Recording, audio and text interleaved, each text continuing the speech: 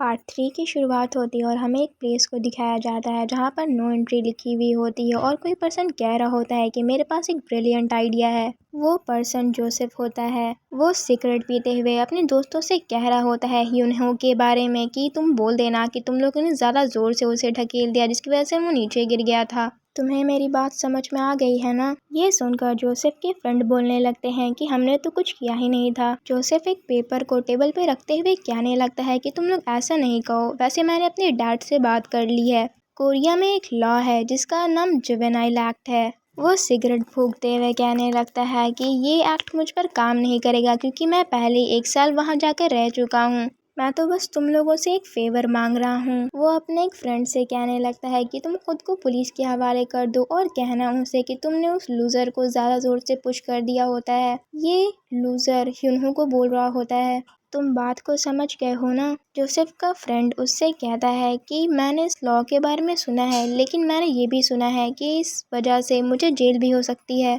ये सुनकर जोसेफ अपने फ्रेंड के कंधों पर हाथ रखता हुआ उससे कहता है कि तुम परेशान मत हो, मेरे पास इसका भी एक बहुत ही अच्छा सॉल्यूशन है। जोसेफ का फ्रेंड जोसेफ को देख रहा होता है और जोसेफ उससे कह रहा होता है कि तुम्हें तो अभी तक किसी ने जेल में नहीं डाला है ना, और अगर तुम्हें जेल में डालने वाला जिंदा ही ना बचे फिर?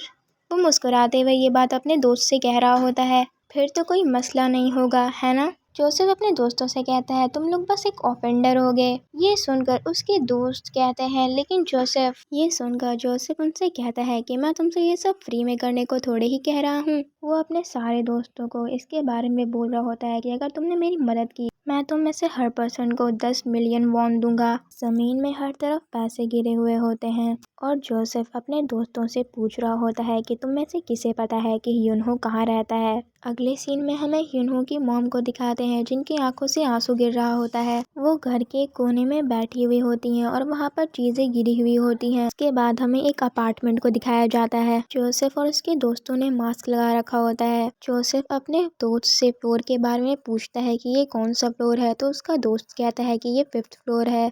उसके बाद हमें लिफ्ट को दिखाया जाता है। उन सारे लोगों ने बैट ले रखा होता है। वो लोग सीढ़ियों से ऊपर के फ्लोर पर जाने लगते हैं। जब वो ऊपर जाते हैं तो वो देखते हैं कि लिफ्ट को किसी ने अटका रखा होता है। जोसेफ ये देखकर कहता है कि ये सब क्या हो रहा है, और फिर हमें एक हुडी वाले पर्सन को दिखाया जाता है। वो पर्सन जोसेफ से कह रहा होता है कि तुम्हें इतनी देर क्यों लग गई। वो पर्सन सीढ़ियों पर बैठकर जोसेफ का इंतज़ार कर रहा होता है। हमें दिखाया जाता है कि वो पर्सन सायुन होता है। सायुन जोसेफ से कहता है कि मैं तो थक ही गया था तुम्हारा इंतज़ार करते करते। जोसेफ सायुन से पूछने लगता है कि तुम यहाँ क्या कर रहे हो। जोसेफ का दोस्त सायुन से बोलने लगता है कि अच्छा हुआ तुम यहाँ हो, हम कुछ और भी टूल्स लेकर आए हैं, कुछ और बैट्स लेकर आए हैं, तुम उन्हें ले सकते हो। ये सुनकर सायुन स्टेयर्स पर से खड़ा होकर कहने लगता है कि मेरे पास तुम लोगों के लिए 2 सवाल है। तुम्हें यूनहो की मॉम के शॉप के बारे में कैसे पता चला? सायुन जोसेफ से कहता है कि वो जगह उसकी सीक्रेट स्पॉट थी। जोसेफ अपना मास्क हटाते हुए सायुन से कहता है कि ओ तुम उसके बारे में पूछ रहे हो। अगले सीन में हमें सायुन को बच्चों के साथ दिखाया जाता है जिनके साथ वो तबूकी शेयर करके खा रहा होता है। जोसेफ सायुन से कह रहा होता है कि जब तुम स्मोक लेकर नहीं आए थे तब मैं तुम्हें ढूंढने के लिए निकल गया था और मैंने देखा कि तुम पड़ोसियों के बच्चों के साथ खा रहे थे। पर दुख की बात यह है कि मैंने यूनहो को उसकी मॉम के साथ देख लिया था और वो अपनी मॉम के साथ लड़ रहा था। ये सब सुनकर सायुन कहने लगता है ओ तो ये सब मेरी गलती की वजह से हुआ, और वो सीढ़ियों से नीचे आने लगता है। सायुन जोसेफ से कहता है कि अब तुम मेरा दूसरा सवाल सुनो, मुझे इस सवाल का सीधा सीधा जवाब चाहिए तो सोचकर जवाब देना। तुम लोग यहाँ इतनी रात को क्या कर रहे हो? ये सुनकर जोसेफ कहता है कि हमें देखकर तुम्हें समझ नहीं आ रहा कि हम यहाँ क्यों आए हैं। उसके बाद जोसेफ आगे कहता है कि हम मिसेस हुआंग को देखने आए हैं कि हम लोग पर केस ठोकने के बाद वो क्या कर रही हैं। वो लोग सारे स्टेयर्स पर खड़े हुए होते हैं। जोसेफ मुस्कुराता हुआ सायुन से कहने लगता है वैसे तुम्हारी टाइमिंग अच्छी है, आजकल मैं तुमसे काफ़ी ज़्यादा परेशान हो गया था, तुम मेरे लिए बहुत सारे मसले क्रिएट कर रहे थे। उसके बाद हमें पास्ट का सीन दिखाया जाता है जहाँ पे सायुन धक्का देकर जोसेफ से आगे निकल गया होता है। जोसेफ आगे कहता है क्या मैं तुम्हें बेवकूफ़ दिखता हूँ जिसे कुछ समझ में ना आए?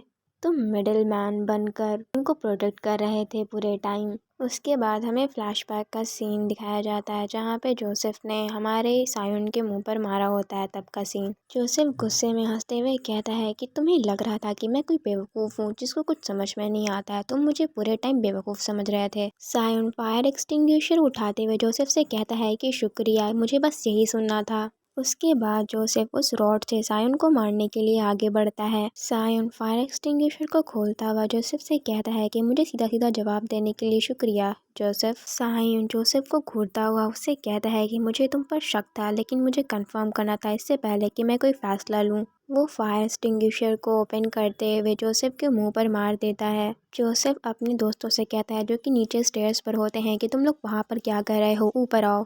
जोसेफ ने अपना मुंह कवर कर रखा होता है हाथों से।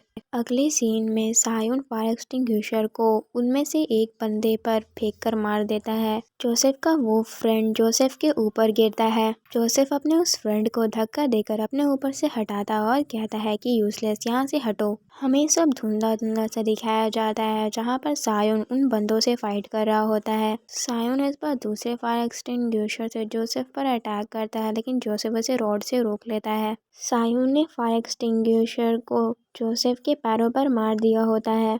दर्द के मारे जोसेफ का मुंह बन जाता है। जोसेफ चिल्लाते हुए सीढ़ियों से गिरते हुए कहने लगता है, नहीं नहीं, तुमने तो मेरा पैर तोड़ दिया। सायुन सीढ़ियों से नीचे आते हुए जोसेफ से कहने लगता है कि तुम्हारी बीच की उंगलियां चकनाचूर हो गई होंगी। हमें दिखाया जाता है कि जोसेफ के पैरों से खून गिर रहा होता है और सायुन उससे कह रहा होता है कि तुम अब कभी भी चल नहीं पाओगे जोसेफ। जोसेफ चिल्लाते हुए सायुन से पूछने लगता है कि क्यों तुम मेरे साथ ऐसा कर रहे हो। ये सुनकर सायुन अपने हुडी की कैप को नीचे करते हुए कहने लगता है, हमारे अंदर 3 तरह के रूल फिट किए गए हैं। पहला कि पेरेंट की बात एब्सोल्यूट है, कुछ भी हो जाए हमेशा पेरेंट्स की बात माननी है। सायुन जोसेफ के मुंह पर एक जोर का मुक्का मारते हुए उसे दूसरा रूल बताने लगता है। वो दूसरे रूल के बारे में बताता है कि पेरेंट्स की परमिशन के बगैर कभी भी पावर का इस्तेमाल नहीं करना है।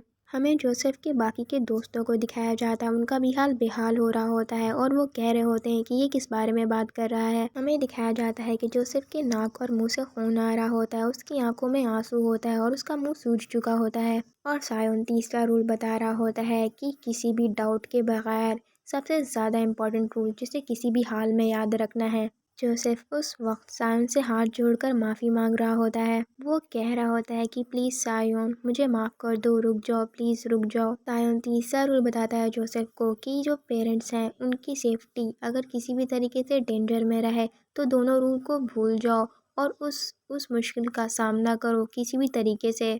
जोसेफ दर्द से बेहाल होता है और चिल्ला रहा होता है। जोसेफ बहुत ज़्यादा जख्मी होता है और अपने हाथ को पकड़कर ज़मीन पर पड़ा हुआ होता है। सायुन जोसेफ से कहता है कि उस दिन मिसेस हुआंग ने मुझसे कुछ कहा था। उसके बाद हमें फ्लैशबैक का सीन दिखाया जाता है जहाँ पे यूनहो की मॉम सायुन से कहती हैं कि यूनहो का कोई भी दोस्त मेरे बेटे जैसा है। सायुन बहुत ही डेंजरस आंखों से जोसेफ को देख रहा होता है और उसे कह रहा होता है कि दूसरे लफ्ज़ों में कहूँ तो तुमने मेरी माँ को धमकी दी थी। सायुन ने अपने जूतों को जोसेफ के मुंह पर रख दिया होता है। सायुन जोसेफ से आगे कहता है, तो दूसरे लफ्ज़ों में कहूँ कि तुमने मेरी माँ को धमकी दी तो मैं तुम्हें किसी कीड़े की तरह मसल दूंगा जोसेफ। उसके बाद हमें दिखाया जाता है कि सायुन उसे लातों घूंसों से मारने लगता है। अगले सीन में हमें उस ऑर्फनेज का सीन दिखाया जाता है। वो जो सिस्टर होती हैं वो फादर से अंदर आने के लिए परमिशन लेती हैं और उन्हें बताती हैं कि किसी ने आपको कोरिया से कांटेक्ट किया है हेडमास्टर। जो हेडमास्टर होते हैं वो सिस्टर की तरफ देखते हुए उनसे पूछते हैं कि कोरिया, क्या उन्होंने कोई नेम मेंशन किया। ये सुनकर जो सिस्टर होती हैं वो एक नाम बताती हैं, the white tiger job centre. ये सुनकर हेडमास्टर कहते हैं कि लो फ़ोन मुझे दो। हेडमास्टर फ़ोन कॉल को लेने के बाद कहते हैं, हाँ मैं हेडमास्टर बोल रहा हूँ। ये सुनकर व्हाइट टाइगर जॉब सेंटर के लोग उन्हें बताते हैं कि हमने उसे ढूंढ लिया, the lost legend of the dead mention. उसके बाद हमें सायुन को दिखाया जाता है जो कि सबको पीट कर वहाँ पे खड़ा हुआ होता है। उसके बाद हमें सायुन का डेंजरस और कूल सा फेस दिखाया जाता है और वो लोग बोल रहे होते हैं कि कोड नेम सियान, जो कि अभी तक कोरिया ही में था। Project good child, dead mansions all purpose weaponized children program, code name Sion, Sayon park उसके बाद हमें साइमन के बचपन वाले रूप को दिखाया जाता है जहाँ पे उसका कोड नेम सियान लिखा हुआ आ रहा होता है। टेड मैंशन के सारे बच्चों में से सबसे ज़्यादा बेस्ट बच्चा, वेपन एक्सपर्टीज से लेकर असासिनेशन तक सब में बेस्ट। हमें बताया जा रहा होता है कि इस बच्चे को याकुजा फैमिली जो कि जापान में है वहाँ पहुँचाया जाना होता है। वो आवाज़ हमें आगे बता रही होती है कि किसी प्रॉब्लम की वजह से सियान वहाँ डिलीवर नहीं हो पाता है। उसके जापान जाने में कुछ मुश्किलें आ जाती हैं और वो जापान की जगह कोरिया पहुंच जाता है। उसके बाद हमें दिखाया जाता है कि वो बच्चा वहाँ के लोगों से बात करने की कोशिश कर रहा होता है लेकिन वो बात नहीं कर पा रहा होता है।